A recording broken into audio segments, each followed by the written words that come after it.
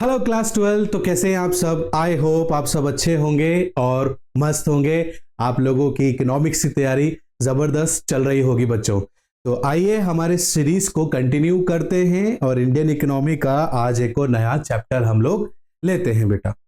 इसको स्टार्ट करने से पहले मैं आपसे कुछ बात करना चाहता हूँ। मेरे से काफी बच्चे कमेंट करके बोल रहे थे कि सर इम्पोर्टेंट टॉपिक आप लोग पढ़ाइए, इम्पोर्टेंट टॉपिक बताइए सर आप। ये पूरा एक्सप्लेनेशन से ज़्यादा है कि आप इम्पोर्टेंट टॉपिक हमें बता दीजिए। हमें काफ़ी व्हाट्सएप भी आया बेटा इस चीज़ को लेकर, कमेंट भी किया एक दो बच्चों ने। तो देखो बेटा, इसका इम्पोर्टेंट समझ लेते हैं पहले कि इस सीरीज का इतना इम्पोर्टेंट क्यों है।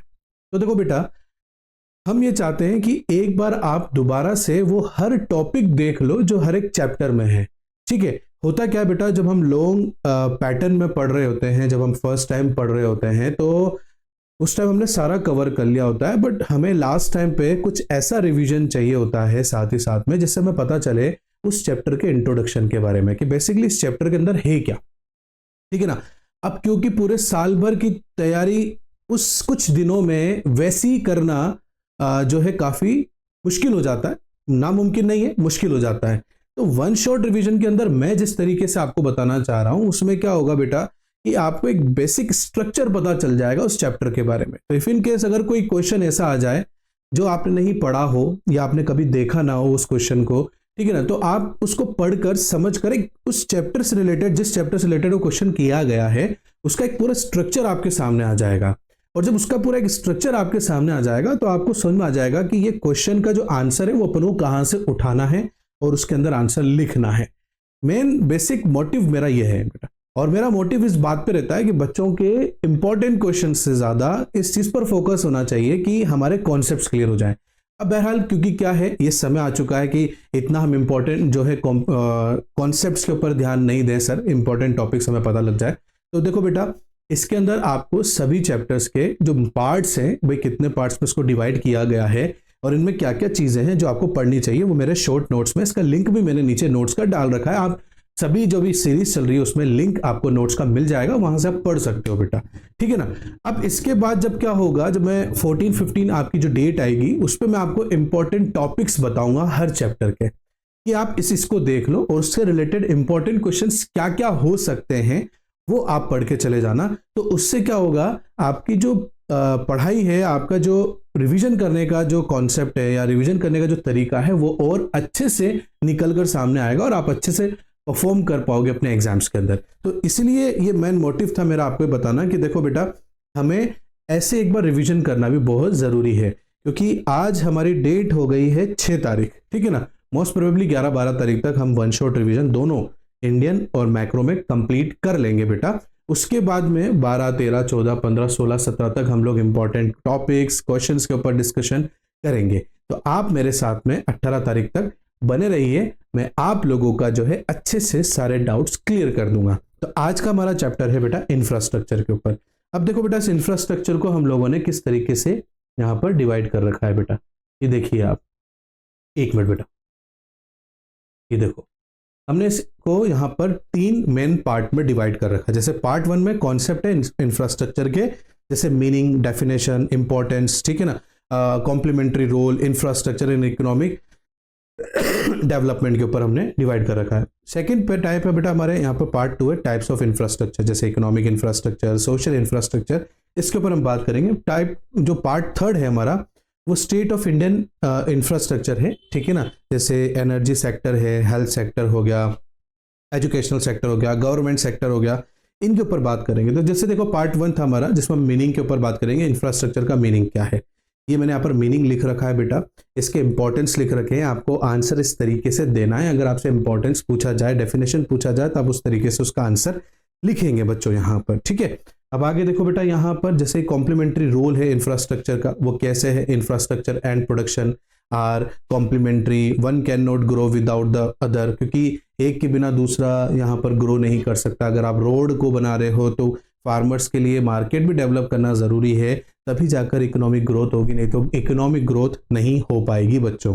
ठीक है ना। तो इस तरीके से कॉम्प्लीमेंट्री रोल्स है। ये मैंने पार्ट 2 में टाइप ऑफ इंफ्रास्ट्रक्चर है बेटा, उसकी एक पूरी टेबल बना रखी है। टेबल तो आप लोगों को एक की भी नहीं छोड़नी है, टेबल आपको सारी पढ़ के जानी है बेटा। ठीक है ना। ये आप चाहो तो स्क्रीनशॉट ले लो, नहीं तो कोई दिक्कत नहीं बेटा, नीचे डिस्क्रिप्शन में आपको नोट्स मिल जाएंगे।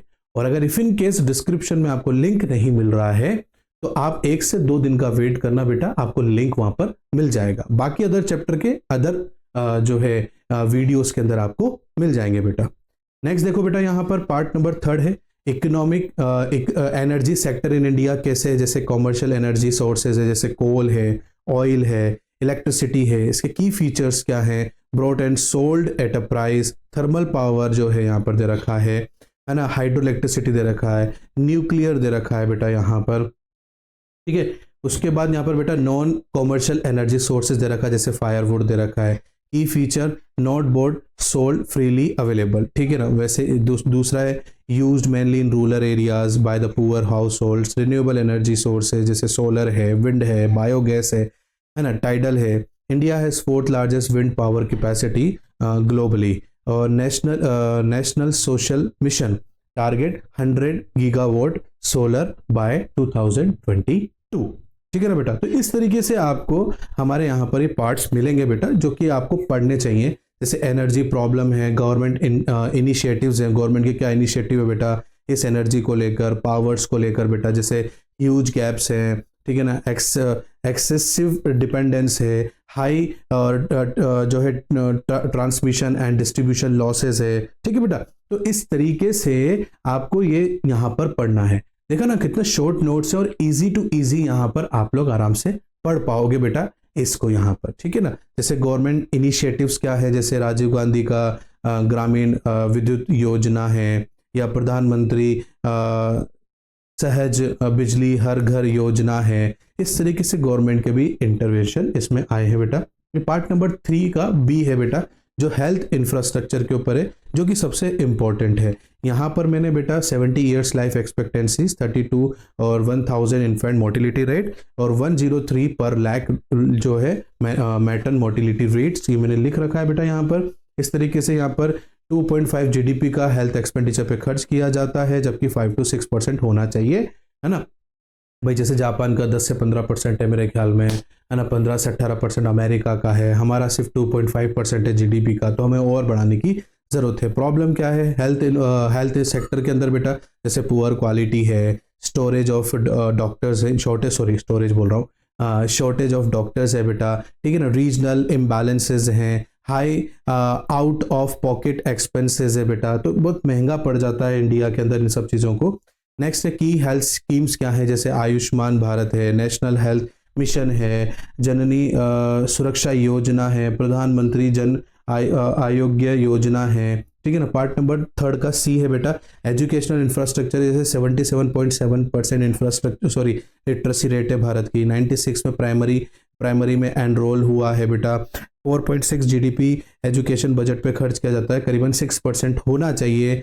23 आउट ऑफ 20 यहाँ पर आईआईटी प्रीमियर इंस्टीट्यूशंस हैं बेटा यहाँ पर, ठीक है ना। मेजर एजुकेशन स्कीम्स है बेटा हमारे पास में, सर्व शिक्षा अभियान जैसे हमारे पास में है। तो ये सब चीज़ें आपको पढ़नी है बेटा, और आपको सब ये नोट्स में मिल जाएंगी। ये पूरा ये जो है हमारे पास में मैंने आपको बताया यहाँ पर।